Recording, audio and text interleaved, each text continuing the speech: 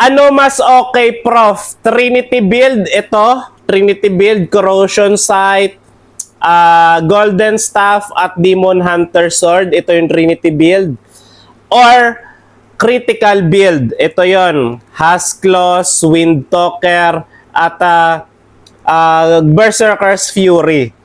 Ang mga items na to, itong mga tinatanong niya ay mga items na mga marksman. Teka lang.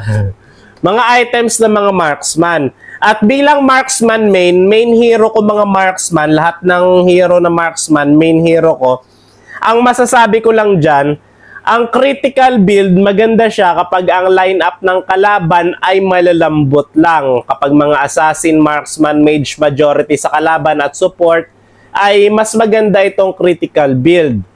Ang ang Trinity Attack Speed build naman, maganda naman siya kapag matitigas ang kalaban at high HP. Halimbawa, ang utility junglers nila, yung kalaban, o kaya XP lane nila, makunat rin. Yung tank nila na roamer, makunat rin.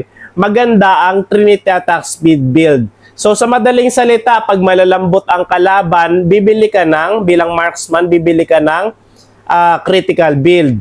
Kapag makukunat at high HP naman ng kalaban, ang maganda doon ay ang Trinity Attack Speed build.